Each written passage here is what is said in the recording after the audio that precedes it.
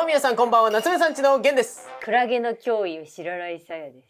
私の中の三大恐怖、三大空想恐怖が、クラゲ、ハチ、歯医者。空想恐怖なの？歯医者って。歯医者空想な恐怖。んで歯医者って行ったことないの？私あんまり行ったことなんか痛い思いしたことなんか私子供の頃行った以来なんだよね、歯医者さん。僕もでも虫歯ないからほぼ検査した時なかったんだけど、大学の時に行って、多分理由が中学校の頃からガム噛みすぎて、いや最初は多分中二病だったと思うんだけど強キャラ噛みがちじゃない？そう、わかるちょっとなんかさ、車に構えた感じの理由で、いやガム好きなんだよねみたいなのかっこいいと思った時期は多分それのおかげで、ガムから始まり歯磨き系のケアめっちゃ好きで、好きって言うと変だけど、それやってたおかげでね。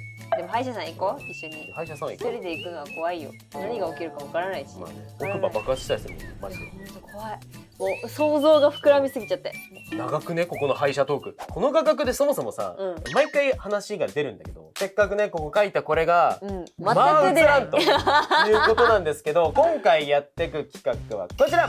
こちら。わあ。もう何していいか分かんなくなっちゃった。奥さんが美しすぎて。そういうことじゃない。最高に美しくない顔してた。絵描き夫婦の新居建てて2年後、いろいろ増えたよルームツアー。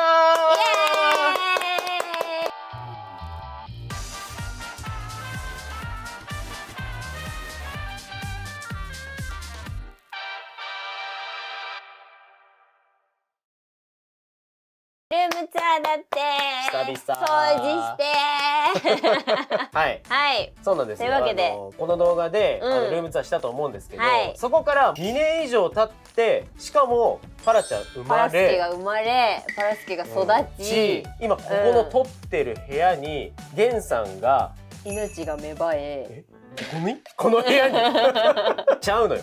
この部屋に莫大な投資をして、いや違う、まあそんなに変わってないんだけど、でも多分ね、ちょっとワクワクする感じになってんじゃないかなって思ってて。でも確かにいろんな界隈の方とかね、お仕事で関わる方がいらっしゃって、この部屋来ると高確率でみんな少年に戻って帰ってくるって顔してくださる。そう嬉しいことにね、なんかお写真撮らせてくださいってそう言っていただけるから、いやせっかくだったらね、ここなんか観光地みたいになってるからってここでよくお写真撮るんだけど、そうするとね、みんなね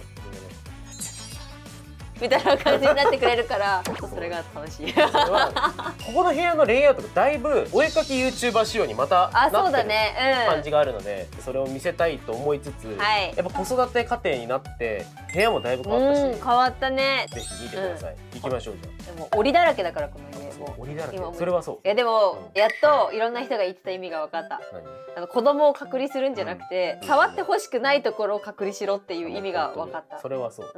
まあそんな我々がいろいろ学びを得ているルームツアーとなりますか。そんな大層なもんじゃないんですけど、あと都合の悪いものは全部見せられない部屋っていうところに入れておりますのでね、皆さん安心して。多分前回のルームツアーより見せる部屋数減ってる。なんででしょうね。それではやっていきましょう。レッツゴー。釈然としないルームツアーが始まる。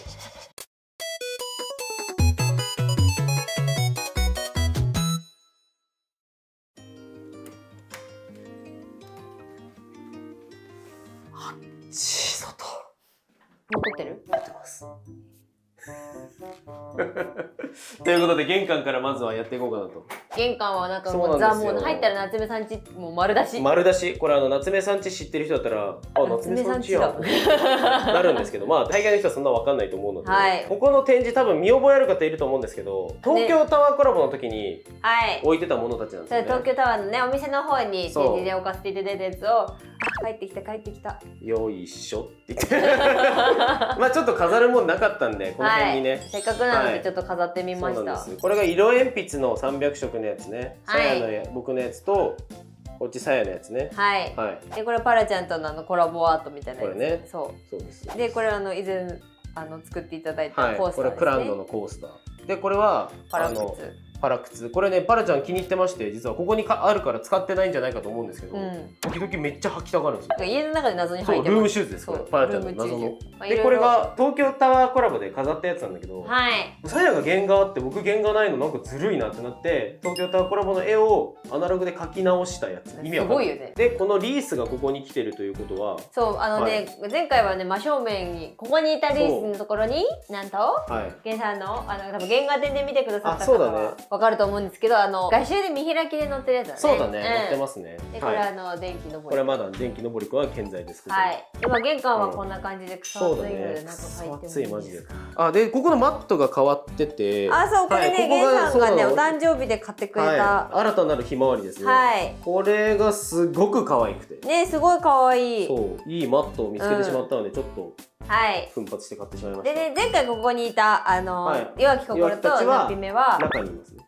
お仕事場の方にお仕事場行きますか。はい。でここにひっくり返ってるのは皆さんに見せられない絵で、そうここに必ず見せなければいけない絵なんです。みんなに。間もなく公開じゃないですか。会えるかもしれませんよ。本当に。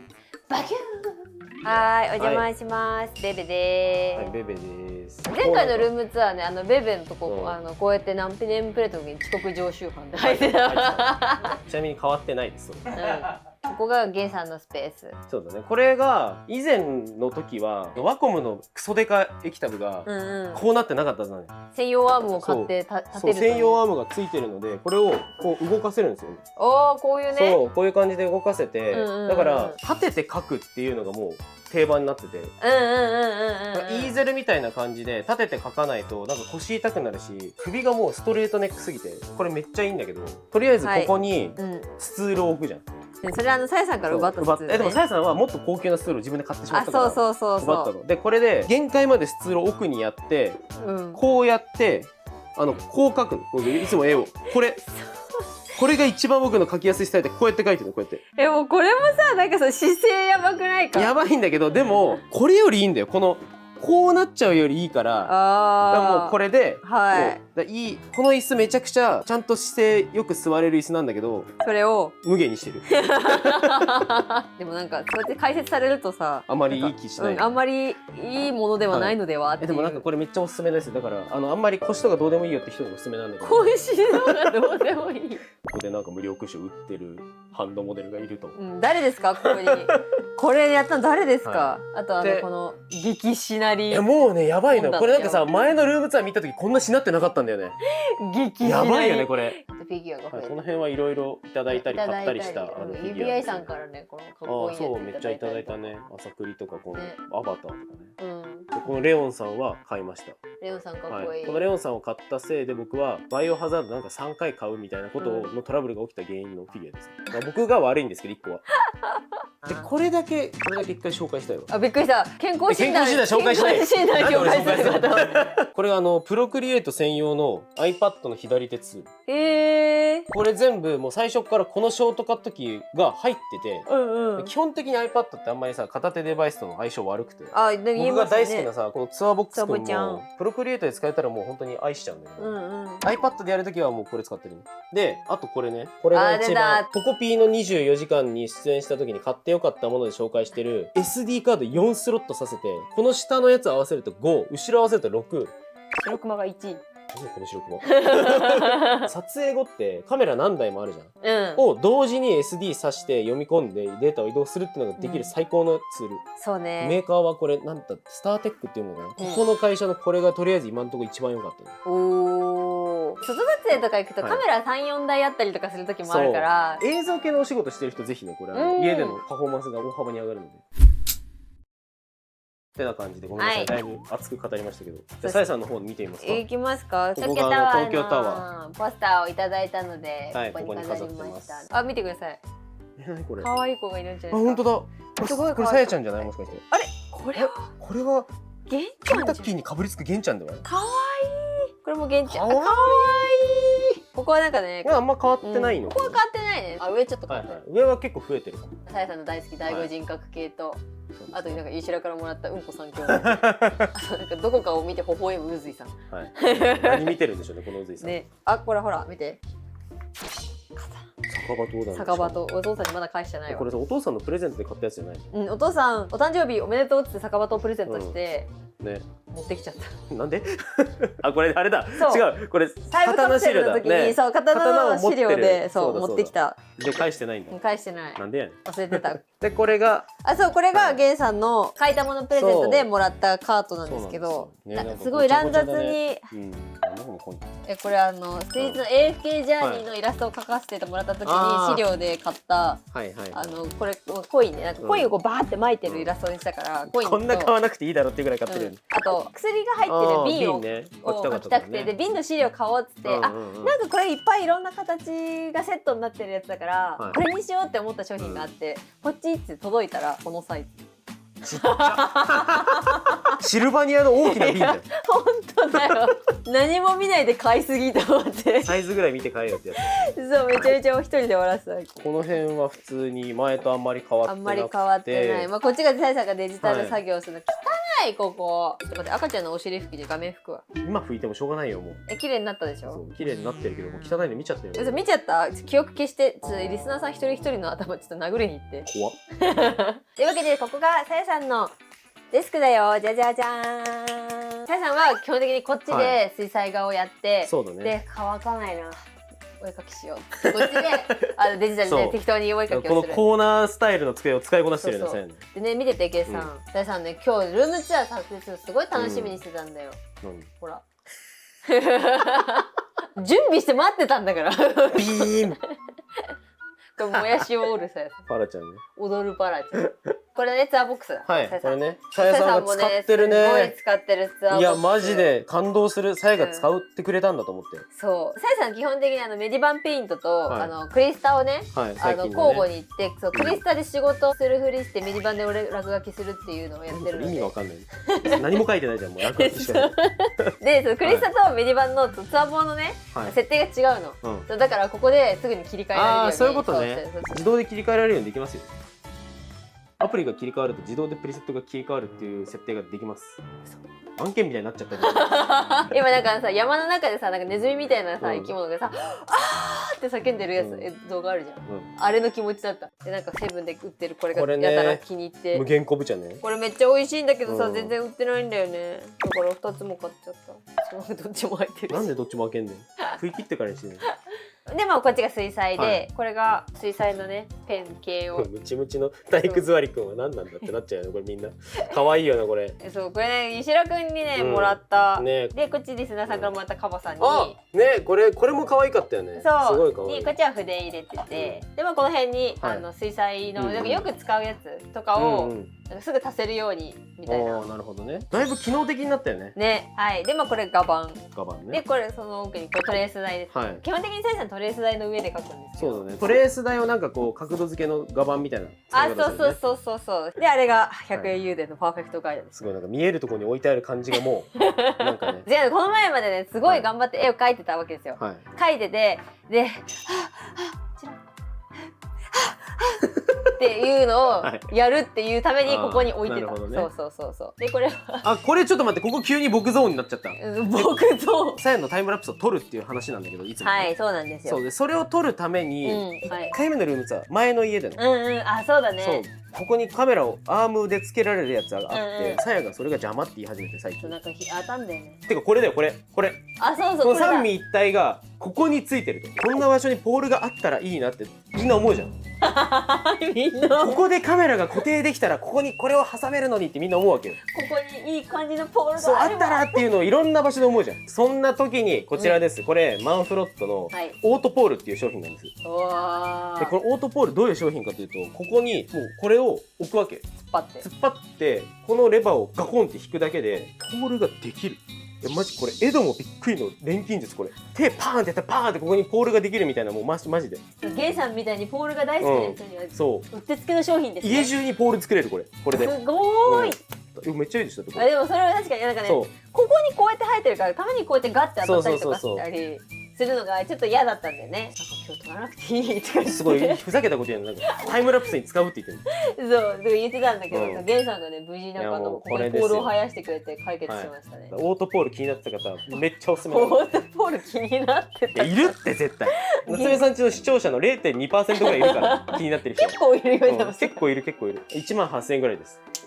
高いと思うかもしれんが安い。でもポールが入るんですよ。ポールが入るんだから、どこにでも。すごいね。今日一番声でかくなった。確かに。さやさんおすすめのプレイステーション2の突然なんでプレ2のやつ置いとくねんと思う。これすごいやりたくなってさ、急に中古で買ったんだけどさ。これなんかさ、さやが実況したいとか言い始めてさ。やりたい。そしたらなんか実況するためになんか横田さんが PS2 できる PS3 をなぜか貸してくれて。いやそうなんだよ。だからやらなきゃいけないの俺たちは。そうだよ。このイケメンがさ、好むさ、返答ができたらさ、バラ咲くんだからねこれ。ドルルルルルってさバラ咲くんだから。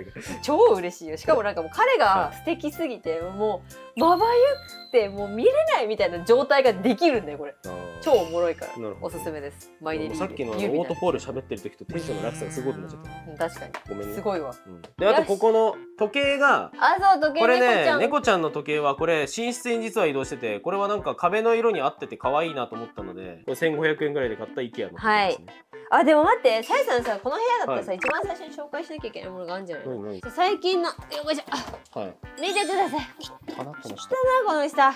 映したくないぐらい汚い。映したくないからさ、ちょっと見ないでみんな。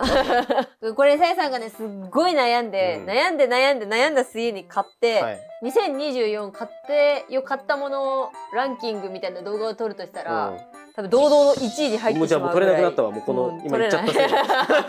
ちなみに2024年ゲンさんが買ってよかったものランキング、堂々の1位これですか？ポールだってよ。オートポールだとここにあるわ。これねフットマッサージャーなんですよ。蓋を開けるとねこうやってフットマッサージ機が出てきて、ここに足こうやってドゥンって入れてスイッチを押すともう足もこうやってヌンヌンヌンヌンってそう揉んでくれるんだけど、前のお家で出した買ってよかったものランキングの動画で私ゲンさんの出力紹介してた。じゃあそれを僕が受け継いで使ってるんだ。そうすっごい悩んだ。マジ1ヶ月ぐらい悩んだ気がする。Amazon のカートに入れては戻し、カートに入れては戻しを繰り返してるねこれね。なんだっけ、なんかのね動画見てた時にどなたかのちょっと忘れちゃった申し訳ないんだけど、ルームツアーの動画見てて、でイラストレーターの方がこれを紹介してて、そうこれめっちゃ欲しいっつってなんでメーカーのやつ？レスツールだね。本当によかった。しかもなんかさ、席外してると勝手にベベ使ってるんだよたまに。勝手にベベがなんか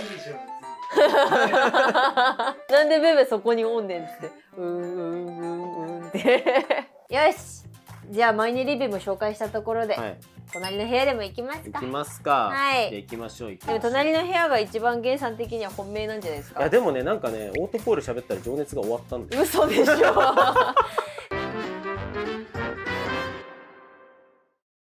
みんな気をつけて。やったそれ。やったそれ2年前。あれ？やった。なんだこの記憶は。というわけで、はい。こんな感じです。はい、こちらが夏目さん家が普段ね撮影で使っている撮影部屋で、棚が増えましたね。そう、物が増えてごちゃごちゃ感は増えちゃったんだけど、まあごちゃごちゃしてるんだよ。もともとね、人間生きてたらごちゃごちゃするって。いつかのさやさんも言ってたもん。というわけで、はい、これ入ってすぐのところに、これはもともとあったアマランのライトは別に前からあったやつなんですけど、これはあれだね 3D アートみたいなやつ。そうそう、アクリル板4枚こう立ててね、こうなってるやつね。でこのアルミの棚がまた増えて、この辺にいろんな機材系とかアームが雑に入ってる。三脚とか。でもこれね、これ結構おすすめかも。それ何？これインスピックっていうキヤノンのやつなんだけど、これスマホと連動して撮った写真をその場で印刷できるみたいなやつなの。でもね、ちっちゃくて可愛いんだよね。なんかチェキみたいな。そう、チェキみたいなやつをスマホで撮ったやつを印刷できて、友達とか来たら撮ってプリントして渡して帰るみたいな。ね。なんかね、肉チョモとコラボさせていただいた時にチェキもらえたじゃない。あの時すごいいいなと思ってチェキを。ね、チェキいいよね。この辺はなんかすごい。この辺はなんかちょっと触れ始めるとごちゃごちゃしちゃうので、外撮影とかの時に活躍するバッグとかそうだね、あといっぱいこの辺にあって、でもこれね、このマンフロットのこのキャリーケース、これがあってからだいぶ荷物運びの手間が減りました。前までみんななんか、レミゼの冒頭みたいな感じだったもんね。ドゥン。そう、みんなね。ドゥンドゥンって感じで重い。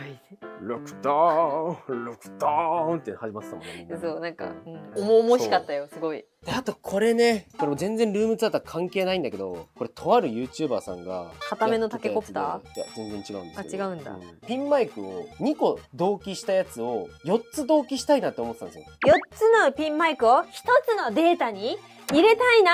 そんなこと思ったことありませんか？そんなこと君。はい。これちょっとごめんなさい。どの方が紹介してたか忘れちゃったんだけど、マジで目から鱗でちょっと持っててこれ。本当に映像関係の方が好きな情報だよね。これね、さやのこの胸元についてこれ DJ のピンマイクあるとしよう。で、僕にもこれついてると。で、もうワンセットこのピンマイク4人で撮影してます。で、今までだともうあと2つは別のカメラに載せて別のカメラで撮っといて後で編集でガッチャンコするっていう手間があったわけです。なのにこのコード1本じゃあこれをゲンさんとさやさんに1個ずつ刺すと2人分のハートビートが1つになるってわけね。分かんなすぎて最後おかしくなことになっちゃったまた情熱を使い果たしてしまった嘘、ポールの次にはコード、これさえあればみんなにっこり世界が平和になるっていうことで、この辺はまあこんな感じですよ、急に朝になるこんな感じですよもう一個変わったところがあって、はい、ここがよく見てほしいんだけど、テーブルがここまであるじゃん。同じテーブルがくっついてるんですよ。ニトリで売ってるこの黒いテーブルと足くっつけて使うやつがあるんですよね。それと板だけをこう半分切ってもらって、でねここに延長したんだよね。延長でデスクをこうなんかボコッと延長したくて、それなんでかっていうとこっちで撮影してる時に、ここに物を置いたりとか画材を置いたりとかねするのに、ここにもうちょっと幅欲しいなと思って、うちの父親にですねやっていただきました。でパソコンがゲイさんの一番奥と3台つながっててね。ここね Windows がさやのこのね、フロンティアでいただいた PC でさやさんマイクラとかしてます、でこれが僕のピンク色のがもともとさやに横田さんがくれたパソコンを僕が最近は使ってる。はい。でも2人でパソコンゲームとかするときはだいたいここだね。なんでこっち側から紹介したんだよね。でもみんなが多分見たいのってさ、ここじゃない。これ何かというと、コラボとか夏目さんちだけじゃない人が来た時に、こっち側にマイクをもうあらかじめ引っ張れるようにセットしてあるっていう。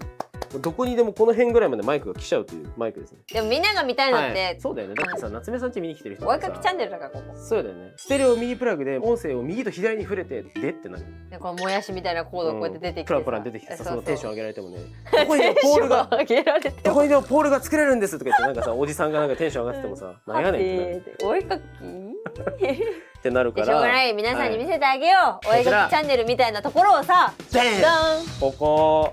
最高これね、これいいね。ニトリで突っ張り棒。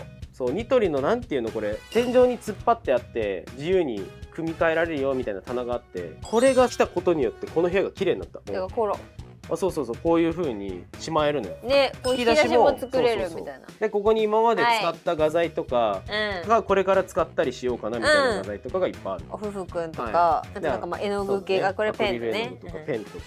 これコピックのインク。はい、これはコピックの補充インク。補充インク。すごいもう大量に。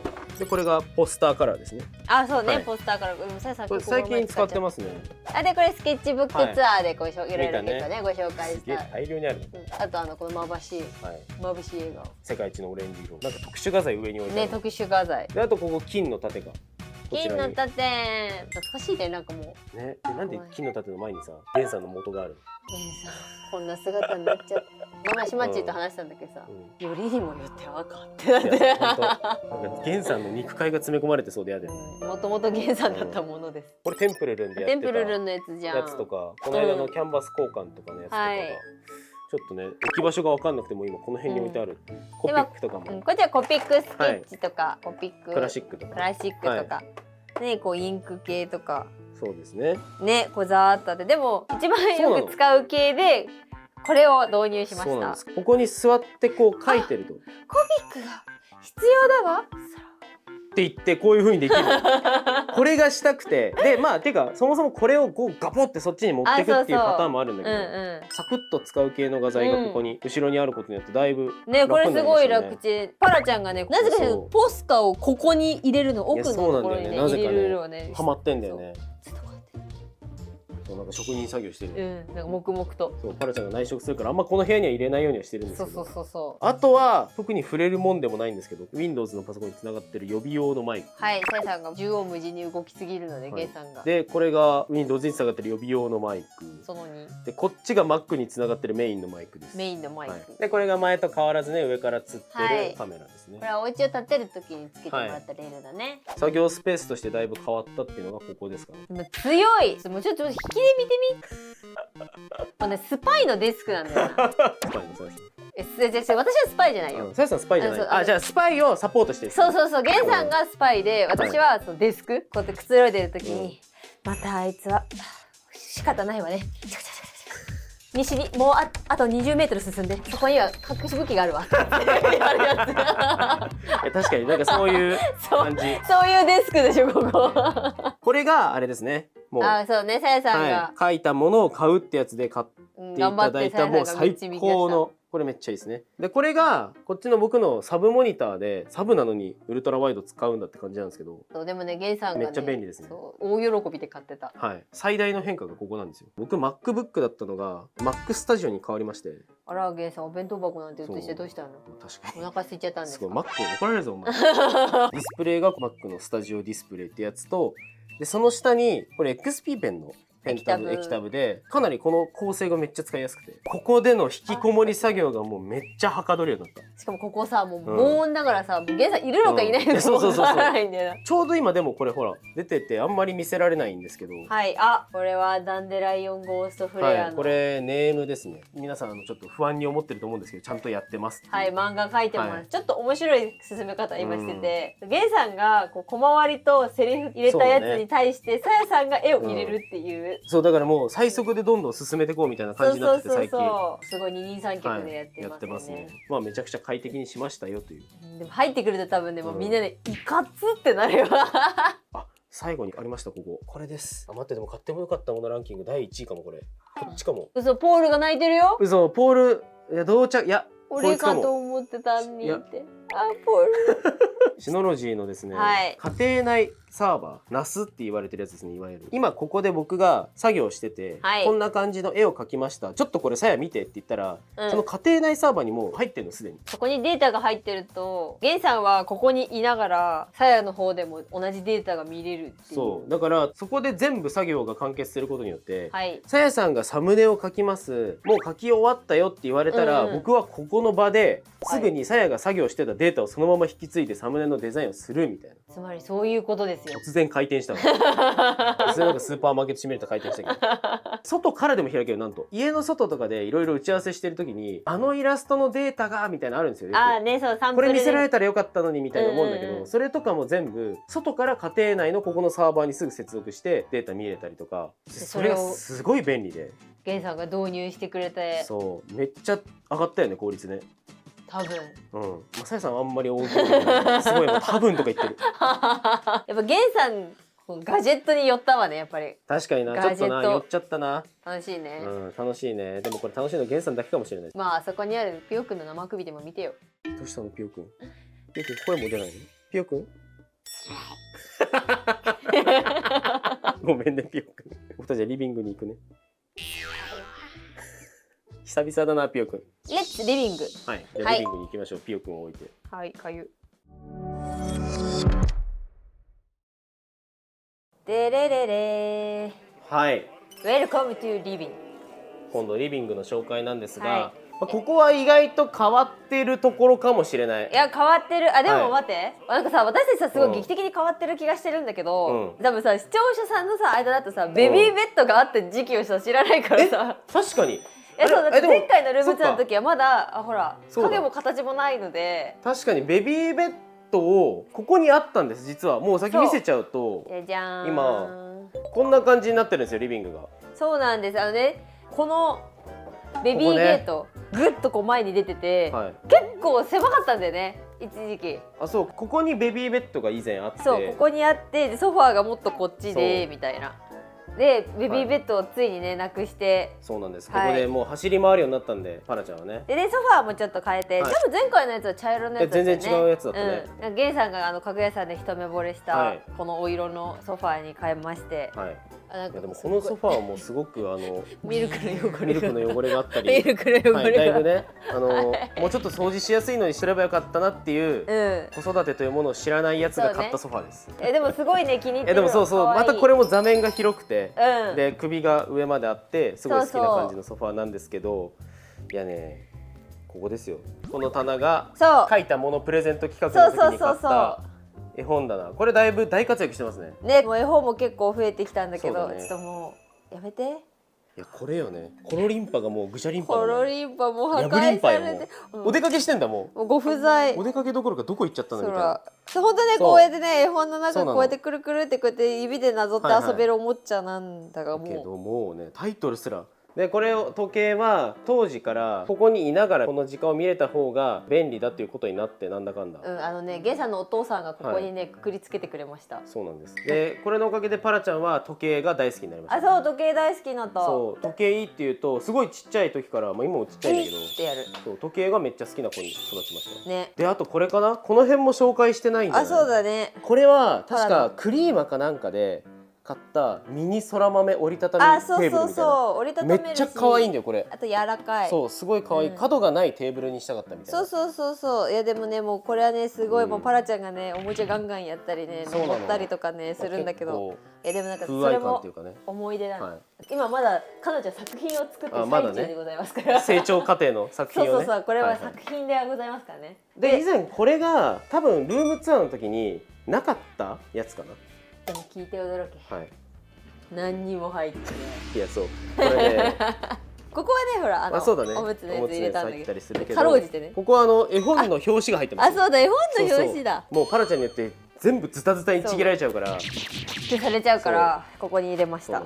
でこれはもうパラちゃんがお誕生日の時に欲しいって言ったけど、その場限りしか遊んでくれなかった。これお誕生日でパラちゃんにこうじゃあ今日ぐらいねいいおもちゃを買ってあげようって言って、なんか千葉のそごう行ってさ、誰が欲しいって言ったらって言うから、これをね、これだねって、じゃあこれにしようねっつって5分後。そう悲しいよねみたいな。ベビーカーからさもう捨てたよね。そうでもおしゃれなものだったから、まあここに置くかみたいな。そうなんかいつか気が向いた時に遊んでくれと思って、ここになんかしれっとオブジェのふりしておいた。オブジェのふりして。これもなんかいただいたほらちなちゃんいただいたカートと、うちのお母さんとお父さんがジジとバーバが買った三輪車ね。かっこまだ乗り方わからない。あと何か変わってる？あとこのクマちゃん。これがね。リボンほどけてますよ全くも。これあれなんですよ。リボン結ぶの下手すぎ。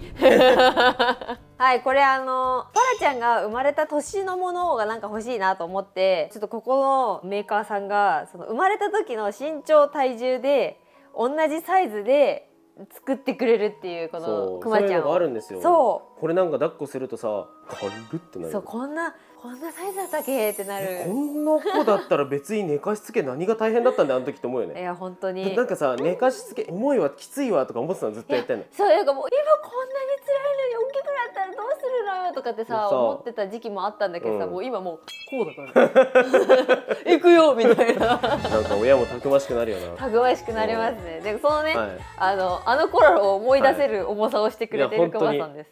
でこれがあれだね、ダイソン。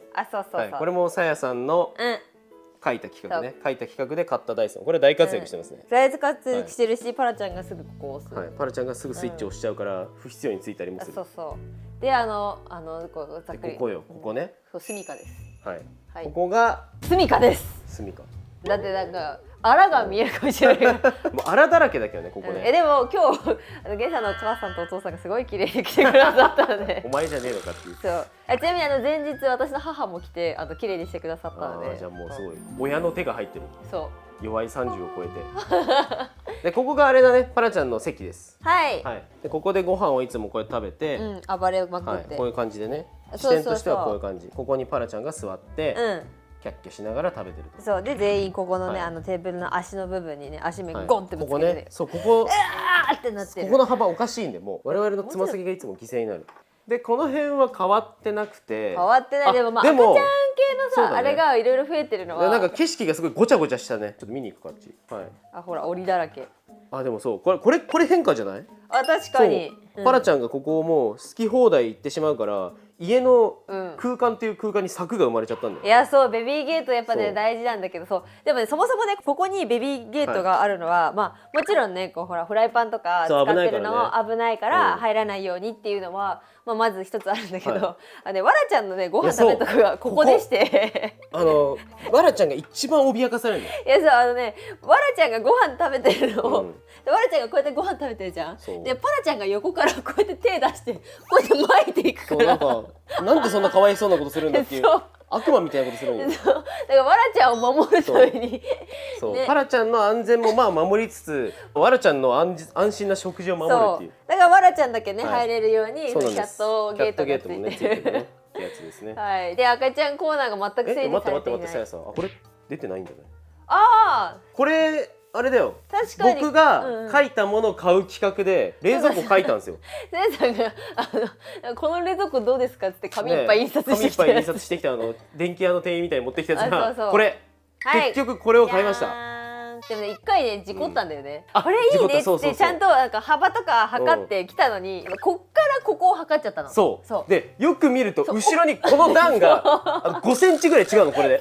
だからぴったりで測って、あ、これめっちゃいいじゃんっていう、これじゃない冷蔵庫を買ったら、来る前に、まだ注文して届く前に、待って、これ何みたいな感じになって、それで急いで電気屋さんに電話してそう行って、でもすぐその場でね対応していただけたんだけど、でここは赤ちゃんグッズなんだけど、ちょっと整理整頓が本当に苦手なので、もう本当ステータス E とかがさえさんのここひどいよな。でもまあ育て過程は結構こうかもよ。意外とみんななんか、あ、分かる分かるって言ってくれる人も多いと思う。でここはなんか、もう見てくれとかじゃなくて、もう利便性。この辺におしゃぶりを置いてたりとか、あと哺乳瓶ももう洗ったらここ置いとくとか、ちょっとだいぶそういう状態に、もうこのままごちゃごちゃってするよりはいいから。なのであそこのなんかこういっぱいモリモリしてるのは、あれはこれをパラちゃんのご飯を作ったりとかするのに必要なもので、そうなの。結構手っ取り早く作れる系がこれだね。そうそう、朝ごはんはねだいたいこれなんですね。パラちゃん、お米のパンケーキ、まあここでもう完結できるようにすぐ作れるようにしてて、でこれがこの後のパラちゃんのお昼ご飯ですね。パランチ。であとそうこれが違うと思うんだけど、ここの椅子が変わったんですよ。前さ緑色とみたいななんか不思議椅子だったじゃん、可愛いやつ。あれもめっちゃ良かったんだけど、ここと完全に合わせる椅子を買ったんですよ。同じメーカーのね。お揃いのやつ。しかもね、こうくるくるするのこれ。そう。前の椅子は事務所に置いて。そうなんですよ。新しいね、チーナッツとかで使ってるチーム夏目さんちハウスみたいなところにこの椅子を持ってったりしてますね。なんで今でも活躍してます。ぜひチーナッツの方も見てね。って今ここ200個ぐらい出しといて全部出てほしいこうやってでそこじゃないか、お茶ゾーンが多分なかったはず。これなんか前さ、そうさやさんが昔前のお家もねここ持ってきてた。これ違うんだよ。前のルームツアーだとこれさやの部屋にあったの。あ、そうだそうだ。さやの作業場の後ろに置いてあって、そこにあってもしょうがないよねってなって、こっち持ってきたんだよ。そう作業部屋のところにウォーターサーバーを持ってきてお茶をすぐ飲めるみたいなね環境にしようと思ってたんだけど、置くとこないからウォーターサーバー置くと邪魔じゃねってなって、じゃあこれいらなくないその場所にってなって、ここに置くことになってたんですよね。ゲンさんがねこれをねプレゼントでね買ってくれたんだけど、定期的になんかこのお茶なんていうの、これ文学かけるお茶みたいなやつがあって、これおしゃれだなと思ってさやにプレゼントでなんか意味もなく買ったよね。めちゃめちゃ面白いんだけどさ、私がねこの三月期って作品好きだからプレゼントに三月期のお茶買ったんだっつって、で多分届くよってプレゼントしてくれたんだけど、ゲンさんはこれ1個買った予定だったんだよね。と思ったら定期注文だったの。そうこれがこう定期的に届くっていうやつだった。でなんか僕解約方法どうやってんだって思って。悶々としてるうちに全部届き切ったから、でもまあいいかおしゃれだしって言ってたまに飲んでる。でこれがあれですよ、噂のルピシアのなんかたっぷり。吉田くんがこれは経費になりますかってなんかまだまだ全然あるんでもっと飲みたいですね。飲みに来てくださいね皆さん。こ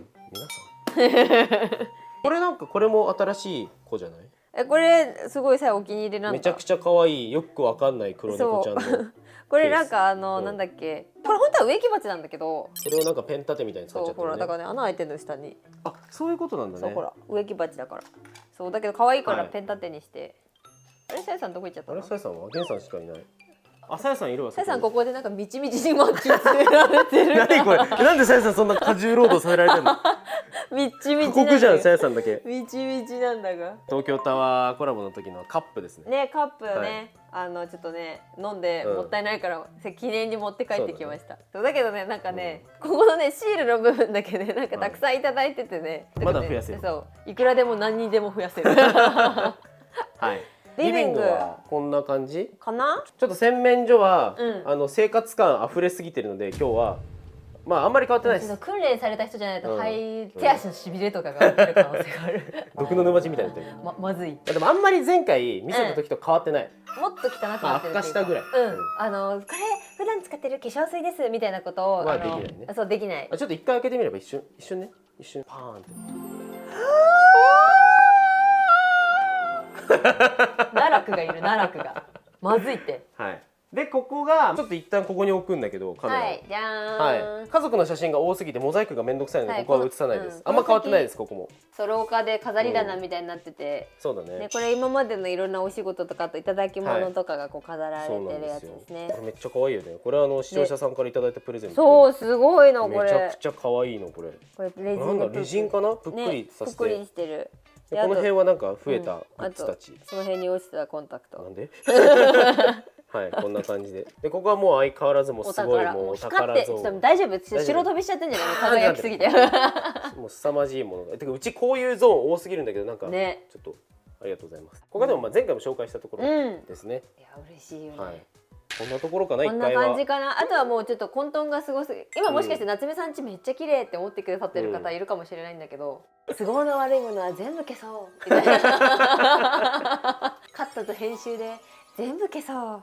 まあそんな感じでそろそろパラちゃんもご飯の時間なので一旦ここはねリビングを止めまして、この後2階を見ていく感じになりますかね。行きましょう。行きましょう。混沌の世界へいざなおう。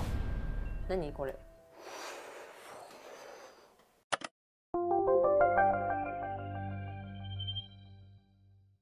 というわけで2階に参りましょう。眩しいここ。眩しいここ西日。でもさ見て、このサボテンの元気っぷり見てほしい。全然見えない。もうすごい光り輝いてる。モコモコなんだけどこの子。ツイッターで私言ってたの。ゲンさんとね結婚してすぐの時に買ったねサボテンがねすごいちっちゃくて、しかもそれをからしかけちゃったの。ここに置いたらもうこんなモコモコになっちゃったの。日の光ってすごいんだねっていう。なんかすごくない？ここがこれガジュマルだっけ？ガジュマルちょっと元気ない。これがなんかこれねリスナーさんからねいただいたお人形たち。そう。パラちゃんがね、毎晩ねこの子にねおやすみって言ってからね。可愛い。そう可愛い。で、あとこれですじゃないですか。そうこれがね、さやさんのねとっても大好きなイラストレーターさんの芦屋真紀さんの個展にね行かせていただいて、そこでちょっと買わせてもらった絵なんですけど、めちゃくちゃいい絵だね。そうすごい可愛い。これなんかすごいなんか毎朝通るたびに美しすぎてね、すごい可愛いの。ここにずっと飾りたくて飾りました。いや素晴らしい、ありがとうございます。そして登った先、登っていくと、はい皆さんおなじみ、ここにちょっと僕の絵が置く場所どこにしようと思って、とりあえずここに今飾ってるって感じですね。で原画展の時に用意していただいたこの額がすごいそのまま使ってかっこよくて。普通にさ明るい時にさ見るとさ、この絵さすごいかっこいいんだけどさ、夜トイレとか行くとさ目の部分だけさ金が入ってるから、金が入ってるから目がちょっと目が合うんだよね。目が光ってるっていうなんか意図としては間違ってないんだけど、普通にちょっと夜見ると怖い。これいつかパラちゃんが怖いからどけてって言うんじゃなかろうかと思って。確かに。はいというわけで2階もねこんな感じで柵がついてるわけですよ。そうここね。ここもね。パラちゃんが落ちないようにと。パラちゃんがもちろんね我々が見るんですけど、見ててもやっぱり危ないから。そう万が一のことを考えてね。ダッシュしてね転がってっちゃったら大変だということで。はい階段のところにもつけまして。寝室に寝室にわらちゃんがいます。お邪魔します。お邪魔します。寝室は今日あんまり見せる気はなかったんですけど、わらちゃんお邪魔します。本当はねここにねペンギンのマットを敷いていたんですが、ちょっとボロボロになってきちゃったからと思って新調したらねこっちのマットもすごい気に入ってくれて、そうわらちゃんずっとここでお昼寝してます。わらちゃん最近ずっとここでお昼寝してる。かわいいね。ちゃんね。ここだったらねパラちゃんも来なくて安心なんだよね。いやそう脅威だから。でもねいい関係を築いています。2人とも仲いいから。ってなわけで寝室は特に変わってなんかちょっと最近なんか無駄にマットが増えてるって感じなんですけど。そうなんかゲイさんがマットにはまってマットが可愛くていいっていっぱい買ったんだけど、どこに置こうのでいろいろなんか適当に置いちゃってるからちゃんと置きたいな。なんかダブルマット状態になってるここ足元が。でここが寝室がこれこの間の動画で見た通りです。ちょっと今だね動画撮った後で直後でシーツ敷いてなくてね、とりあえず角質でお布団を敷いたんだけど、これはネルのマットレス、ネルのマットレスすごく気に入って使ってて、でこれはパラちゃんのベビーベッド、ここベビーベッドの中でこの間よりはマシになってるんだけど、ここにもうとにかくパラちゃんがここに寝ないから、ここに全てのなんかパラちゃんグッズを入れるみたいなってて、そしたらこの間視聴者さんのコメントで、使わなくなったベビーベッドの使い方がうちと一緒でほっこりしましたみたいなコメントいただいて。なるよね。しかもさ違う、私がこの一番端で寝てるから、ここにこれを置くことによって私が落ちないの。そうっていう意味もあってね。そうなんですよ。だからおもちゃパラちゃんのおもちゃと、ね、絵本入れとして、ベビーベッドは活躍してる。なんかこれはこれで、まあ思い出としてなんかねちょっとまだ変えられないっていう形で。であとはプロジェクターじゃないですか。これか。寝室でねなんか映画見たりとか YouTube 見たりとかできるプロジェクターをなんかすごい立派なやつをゲイさんが買ったんですけど。この超単焦点のプロジェクターだからここにいる。つけたらわかるのか。我々がここに今寝室にいるじゃん。はい、で寝室でダラダラする。ダラダラしようっつってパラちゃんもここにいるじゃん。でここでスイッチをつけるわけですよ。ほらちょっと今これ白飛びしちゃってるけどこの距離なんだよ。わかる？このだからプロジェクターって遠くから映すイメージあるじゃん。かなんか天井に吊るしてるみたいなイメージあると思うんだけど、その距離感が超単焦点プロジェクターみたいなやつでこの距離感でもう壁一面に映せちゃうっていうすげえやつ。ゲイさんがね、買ってくれたんでね、そうでここでねパラちゃんもこう見ながらコロコロしていつの間にか寝ちゃうみたいな。そうなわけですね。はい、まあわらちゃんがいたので寝室のご紹介でした。わらちゃんじゃあね。で寝室はこんなところで、あとはじゃあ残すところがちょっと子供部屋ゲストルームって前は紹介してたんだけど、そこが暫定今後パラちゃんの子供部屋になるであろうというところなんですが、なるはずだったんです。なるはずなんですが、まだ倉庫です。でもねこれもね絶対ねちっちゃいお子さんがいる家庭だとなんかもうあるあるなんじゃないですか。そうですね。あとここだ。この奥にこれは新しくここに鏡が前なかったんですよね。そうここに鏡なかったので鏡を設置しましたという。でもねよく近くで見るとねパラちゃんがねダンダンダンダンダンって言ってる。ホラーになってる。そうすごい手形がめっちゃいっぱいついてる。はいここはクローゼットです。でそして最後が2階のリビングどうなりましたかと。この人たちは相変わらずここにライトマンたちはいるんですけど、この子たちはねやっぱ前回のルームツアーの時とかにすごい好評で嬉しかったね。そしてこちらが現在のリビングです。イエーイ。でもだいぶ変わったんじゃないですか。ここ結構変わったね。変わったと思う。ゲイさんお気に入りの棚が増えたり、なんかソファーにいろいろかかってたり、あとテーブルがね、そうなんです。なんと高いんです。高いっていうのは値段とかじゃなくて高さがカフェテーブルみたいになってて今。